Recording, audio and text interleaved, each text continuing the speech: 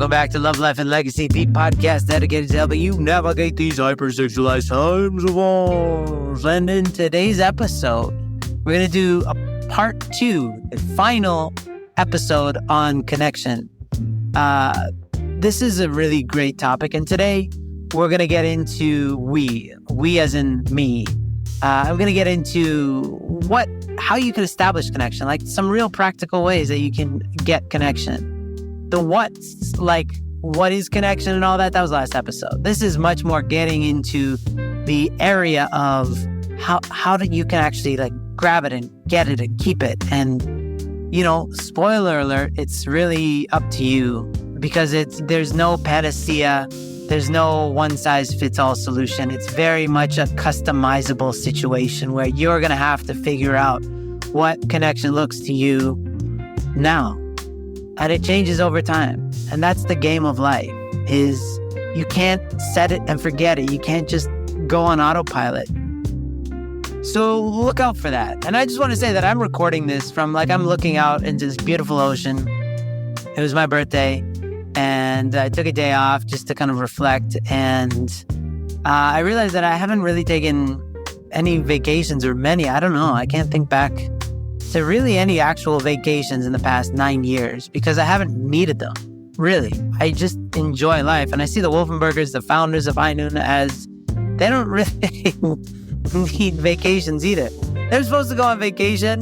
And they're like, no, let's just go to do a tour of Japan instead. And they started to do events and it became like a High Noon thing.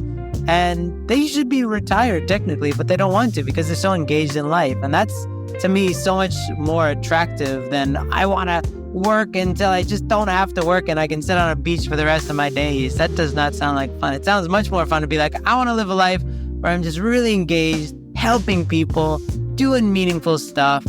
And that's really at the heart of this episode. So please don't ever compare yourself, what somebody else's connection looks like. This is very much a personal thing to understand what makes you fulfilled, what helps you to feel connected to yourself, to Heavenly Parent, and to other people, and to do more of that. And when you do that, you won't need a life that you need a vacation from. So enjoy, everybody, part 2.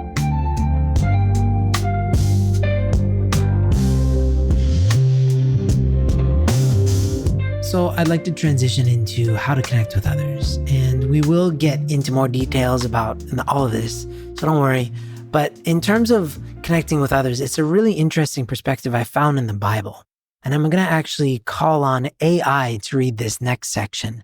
There's 2 quotes from the book of James, which is my favorite book in the Bible because it's all about actions. And this one's about the action of how to connect in community. Therefore confess your sins to each other and pray for each other so that you may be healed. The prayer of a righteous person is powerful and effective. James 5-16. Here's another AI bot reading from the same book of James. Remember this, whoever turns a sinner from the error of their way will save them from death and cover over a multitude of sins. James 5:20. Now let's hear from Aunt Mitsue, who's going to be reading a quote from True Father. At first, when 2 people meet with each other, they defend themselves. They are cautious toward each other, but then they will open their mind a little bit, and then a little bit more, and then become associated with each other, and finally become one. The same thing applies between man and woman, man and man, woman and woman, adult and children, and aged and middle-aged. March 9th, 1975. Thank you, Aunt Mitsue. Now, I love this quote because it talks about the process of 2 people starting out as individuals with some disagreements and kind of being cautious with each other, but slowly merging into a sincere relationship by really sometimes having arguments, sometimes, confessing that they're afraid of one another or afraid to tell each other the truth. This is the complexity of relationships that when you're not in deep relationships, you miss out on all these things. Like the being afraid of telling somebody how you really feel about them, that's not only an important part of that relationship, that's an essential ingredient of a robust life, of feeling connected. Instead of running away from people because people are difficult, dealing with difficult people or dealing with friendships, this is the spice of life, the good and the bad, the highs and the lows. And that's how you experience the synergy of two things becoming one, like feeling one, feeling united with a friend or a spouse or whatever. Like that is the joy of being alive. And so we cannot really feel connected without going through this process of sometimes arguing, sometimes laughing, sometimes crying, the whole gamut. Now I want to segue into our relationship with God. And to kick us off, I've got Andy Pock giving us a quote from Revelations. Behold, I stand at the door and knock. If anyone hears my voice and opens the door, I will come in to him and eat with him, and he with me. Revelation chapter 3, verse 20. I love this quote because it's kind of like Heavenly Parents just there waiting for us to connect all the time, anytime. Perfect Wi-Fi signal anywhere, anytime to reach the direct love of God and wisdom and, confiding and consulting and all this stuff. And it's right there. We just need to knock on the door. It really reminds me of the image of the Sistine Chapel, where, God and man, Adam it's just like, can you just touch my finger? And Adam's finger is so lazy. If you do like an extreme close-up of that finger, it's the laziest finger in the world. And to me, it completely represents just how lackadaisical we are in our relationship with God when we go to Heavenly Parent during an emergency. But what about just to talk about our day? What about just to say, hey, what do you think about this, Heavenly Parent? I'd love to work this out together with you. This is always at our disposal, this opportunity to connect. And that's why that quote is so near and dear to me. And so we know and rely on the love God has for us. God is love. Whoever lives in love lives in God, and God in them. This is how love is made complete among us, so that we will have confidence on the day of judgment. In this world, we are like Jesus. There is no fear in love, but perfect love drives out fear, because fear has to do with punishment. The one who fears is not made perfect in love. We love because He first loved us. 1 John chapter 4, verses 16 to 19. Thank you so much, Benji. And I mean, what a quote. What a ridiculously powerful quote. The fact that the main idea of being in a relationship with God is to rely on God's love, to fill us up, to live in that, to act based on that love, to give and receive steeped in that love. That is our superpower, basically, is we can connect to it. We can overcome fear, it says.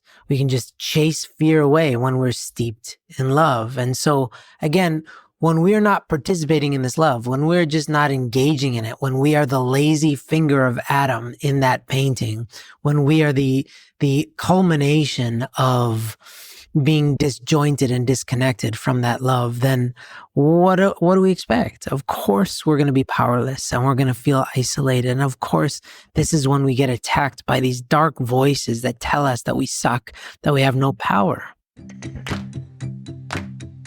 So let's get into the specifics now of how you can connect, right? Because this is a really, really vital thing that we just never learned growing up. And it's only, I guess in the past, it used to happen more naturally. We'd live in communities.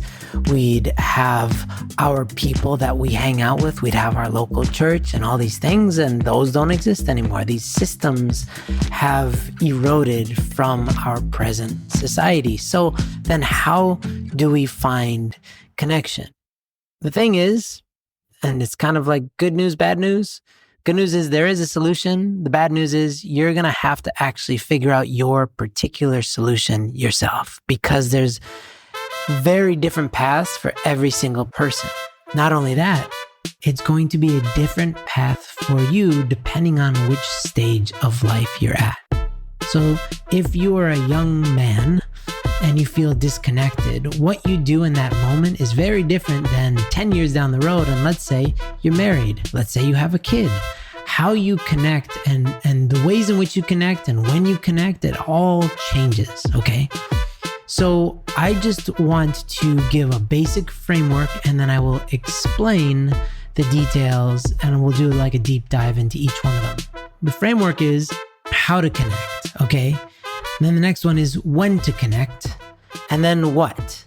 And that is getting good at identifying the link between the symptom that you're experiencing. So let's say stress or overwhelm and the root cause, right? So we're going to get into how, when, and what. So for this framework, I really want you to see, remember how, when, and what in terms of connecting with yourself, connecting with others, and connecting with God.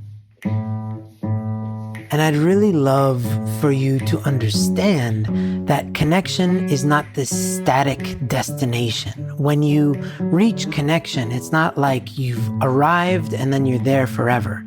Just like anything, it's a muscle that needs perpetual exercise, or it's a state of being that requires your constant and continual participation.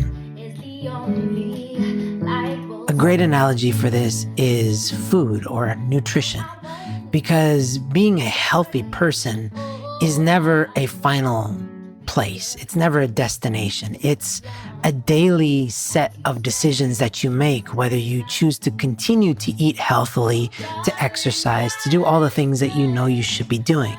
And when you have the right combination that is unique to you, and that's another really annoying but kind of cool thing about life, is that there is no one health, that everybody in the world needs to eat a certain type of food or certain amount of sleep. There's a lot of nuance based on your genetics, based on where you're at in life.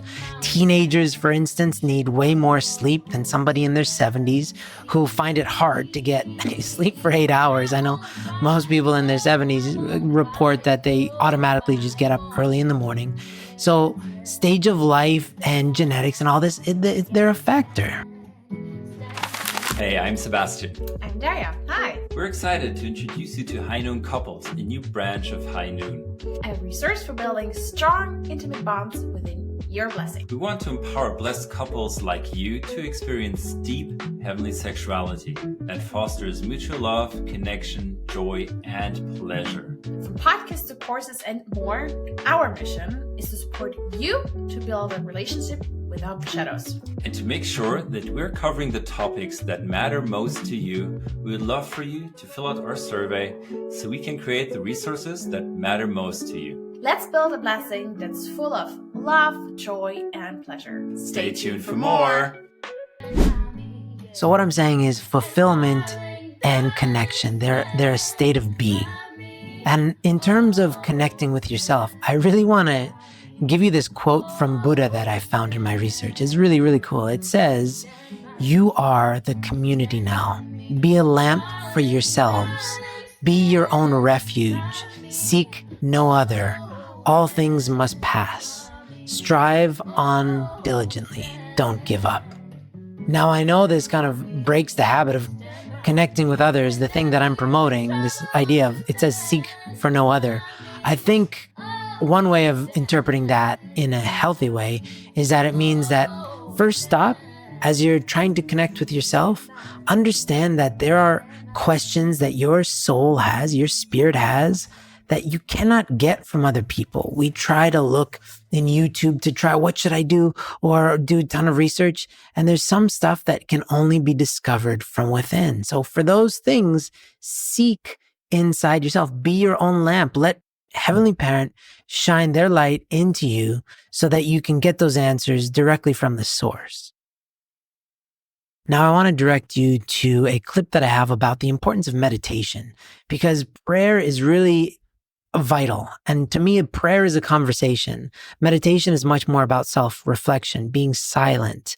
But prayer is much more about kind of having it out with Heavenly Parent and talking about your intentions or asking questions. But meditation is much more about silently observing. And so this is actually a clip that I found from a psychiatrist who's talking about the importance of meditation, specifically with porn addiction.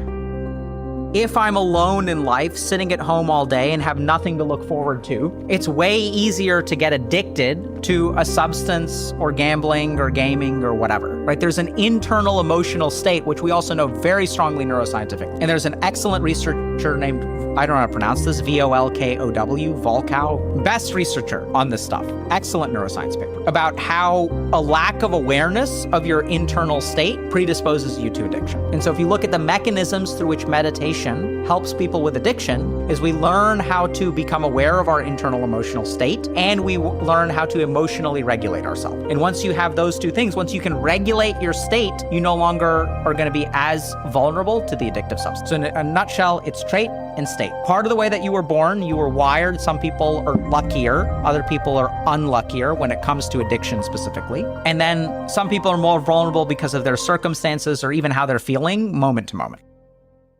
So that's very clear. Meditation is quite helpful, but I want to offer a few things for you to consider doing in terms of connecting to yourself.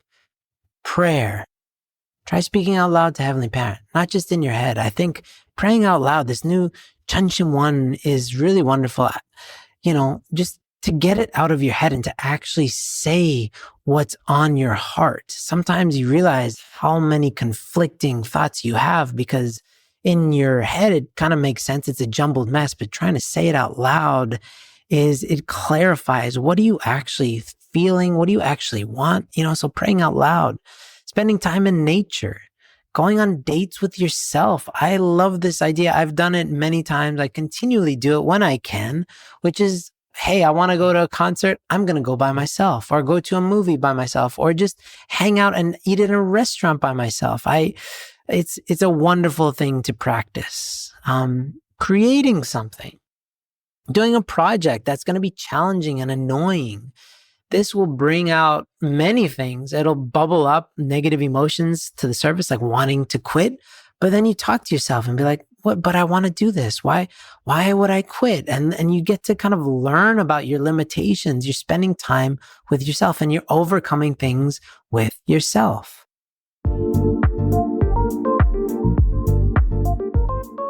So now in the section, I want to transition to connecting with others. And I think it's really, really important to understand that part of our modern society is that we are in front of our computers too much. We don't talk to our neighbors nearly as much. We don't rely on others. We try to do everything by ourselves. And this makes us weak, not strong. To work together and to rely on others makes you strong. To have a network makes you amply stronger, right? So to be in the presence of others is a non-negotiable. But how often do you need to connect with people? And in what form? And is it friends that you need to do some activities with? Is it, and we'll get into that, but physical time together with others is a non-negotiable. But there's times when you just are in a foreign land and you don't have friends. So sometimes WhatsApp or leaving a voice message, having like a deep relationship like that. I have that for years with one of my friends, and it really sustains me in a deep and meaningful way. So there's also calling people. There's also texting. This is all part of the recipe of how much to connect with others. And so I actually have a great clip here from an earlier podcast we did starring Jorge and Hide. And it was their relationship about accountability that I wanted to highlight, that it was so meaningful for both of them to be a mentor and the kind of elder brother or parental figure, and also to be in the mentee, to have somebody to speak with about deep things in your heart. What happened was, after we met in 2019 and, a whole year and a half went by, and it was 2 months ago. Yeah, April 2021. I was just going through some stuff in my life, and I just needed some answers or clarity. And literally the first person that came to my mind that I should reach out to get some advice was Uncle Jorge. And so it was really random, out of the blue. I just messaged Uncle Jorge, "Hey, Uncle Jorge, are you busy? Can I call you right now?" And he was just always available. Just that availability and that sense of like someone is there. And Uncle Jorge is that person for me. That's like, he is there for me. So now I was able to call him and, we talked for a while, just kind of like told him what I was going through and just gave me a lot of great advice and gave me a lot of clarity. And that's sort of, he planted a little bit more seed. He's like, "Hey, you should look into the High Noon Ascend course." And then I looked into it and then, I decided to do it. So if you could identify the need that you had at that point in time, you're kind of like struggling with stuff inside and you needed help to sort through it, or you just needed somebody to share it with, or like, what do you think drove you to make that call and to ask him about the weather in Uruguay? Well, what I was going through was, Uncle Jorge wants the best for us. And especially for me, the next chapter of my life is getting married, getting blessed, creating a beautiful family. But, I was going through some stuff in my life. And I truly thought that and believed that Uncle Jorge was the person that I could truly be honest to and open up fully. And that's why I called Uncle Jorge. Yeah, I mean, that's simple. I like it. It's just like I needed to talk to somebody and you called somebody. That's honestly one of the greatest, most important survival skills that most people don't have. They haven't developed the ability to reach out. They just try to figure it all by themselves. And that's not how you do it. I was struggling for like 2-3 days. Couldn't eat, couldn't sleep properly. And I was, during that time, I was all in my thoughts, trying to figure it out myself. But then out of the blue, something just told me like, reach out to Uncle Jorge. And that's what I did. I just reached out to Uncle Jorge and it just went a lot better from there. Yeah. You could see how valuable it was for Hide to connect with somebody, to get the insides outside, to speak about it and to be heard, to feel like somebody really cares about what's happening in his life. And so what does this boil down to? Well, later in that same episode, it came out and it was so funny because he quoted something very relevant. Check it out. Connection. Yeah, I remember like in one of the courses, right? The opposite of addiction is connection. I just feel like I have that connection with Uncle Jorge. It just helps with that process of overcoming any struggle, just strong connection. And also for myself, I have my reasons, my why, becoming the best version of myself for my future spouse and future family. Just like what you said, I have to be the best version. So that's why this is like one of the first steps for me to take to.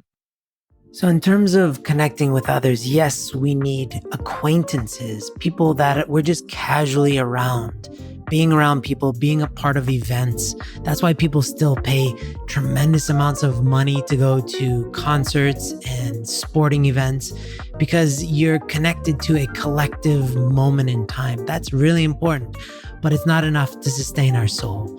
So we also need friends that we can do stuff with, right? There's like, being connected to a big group of people, being connected to a community that knows you, right? Being connected to a group of people who would notice if you're not there during an event, during a wedding, during something, an important event. And then there's also the deep friends and the mentors and the people that you need to really connect with at a frequency of your own pacing. You have to figure out how much time do I need to spend with other people? How much time do I need to spend by myself in reflection? How much time do I need to spend in deep conversation, talking about the aches and pains of my heart and soul, and to cry in front of people? This kind of experience. You need to figure out how much sustains the sense of connection. And then the last part is with God. Now, transitioning to connection with God, I just want to know, have you ever heard of the concept of your God languages? It was created by somebody, I don't know who, based off of the Love Languages, that book that has been a worldwide phenomenon. And God languages is really interesting because it's like some people connect more to God through nature, some through art or beauty, some through, collective experiences like concerts and worship service, some through acts of service, some through religious traditions, some specifically through the Word of God. So to kind of look at how you connect best with Heavenly Parent is really, really important. Like me, for instance, I just had this conversation with my wife yesterday that I've reestablished a tradition that I had lost due to geographical circumstances where I couldn't really have my own altar or my own safe haven of a worship space because I travel all the time and it just wasn't possible. But finally I established this. We have a nice, beautiful, holy candle and I turn off all the lights, and at night, that's when I feel the presence of God, at night, not in the morning. In the morning, I just feel like my brain doesn't work. So it's really hard to have a sincere prayer because it's like an old car and it's hard to get started sometimes in the morning. So nighttime is when I really have the opportunity to deeply reflect. That's how I experience God the most consistently, and something I can rely on. So where and when and how do you connect with Heavenly Parent?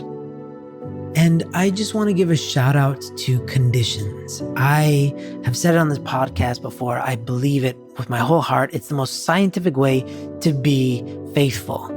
So especially 21-day conditions, because in this world, 40 days is like an eternity. There's so many life events and world cataclysmic events, all sorts of things that happen in the span of 40 days. We're moving at such a tremendous pace. So you do whatever you want. But for me, it's like 40 days is a million years essentially. But 21 days, I can run at a goal. I can focus for 21 days very easily on a specific task. So if you'd like to know what is your God language, or you'd like to get back into a certain habit, 21-day conditions are so fantastic for that. Now about what? Getting good at prescribing your own connection needs. This will make you so strong. And here's why. When you are starting to feel agitated or empty, there could be, one very clear reason why you're feeling that way.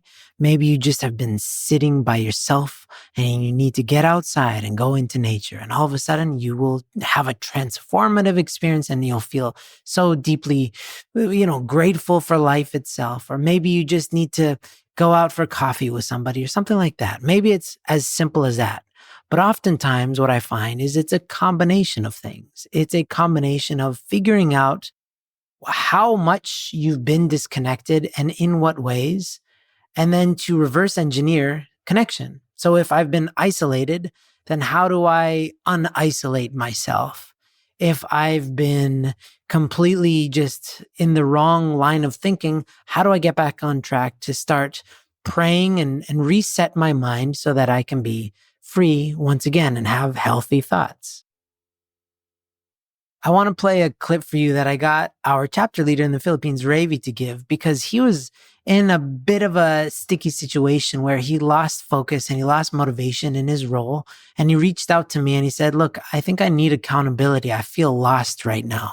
It's a very raw and beautiful sentiment. And I asked him to send me a voice recording to kind of capture where he was at.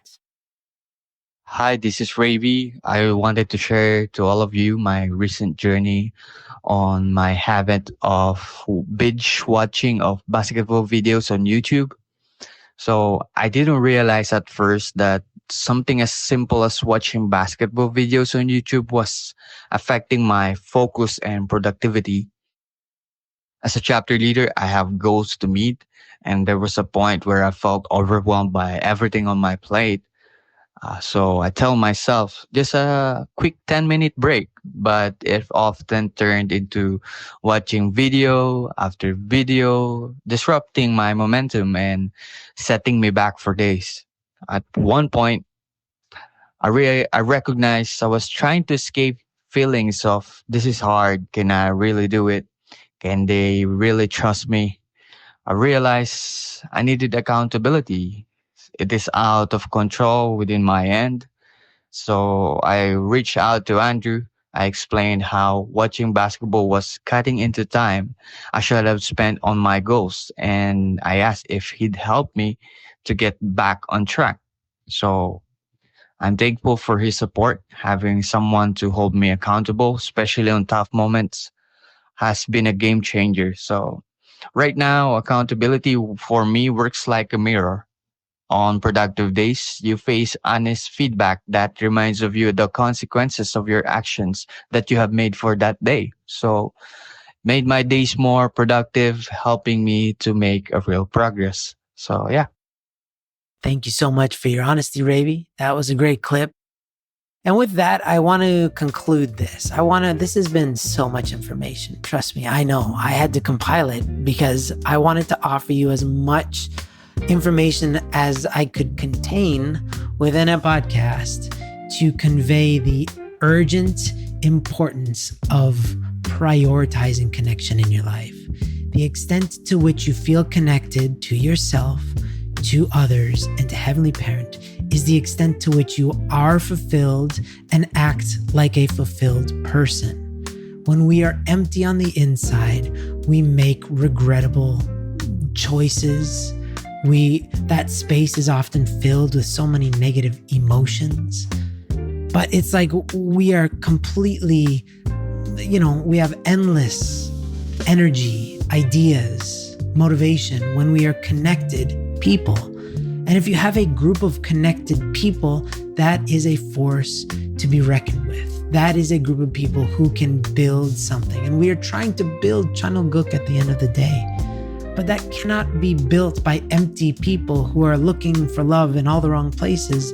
Chanulguk will be built by fulfilled people, connected people, because those people will tie together the fabrics of the best ideas, the best that we have to offer as humanity. That's what fulfilled people do. That's what connected people do. So please remember, connected to self, connected to others, connected to God. And then you're thinking about, how do you connect? How do you feel connected in these realms? What is the frequency that you need to be connected in these realms?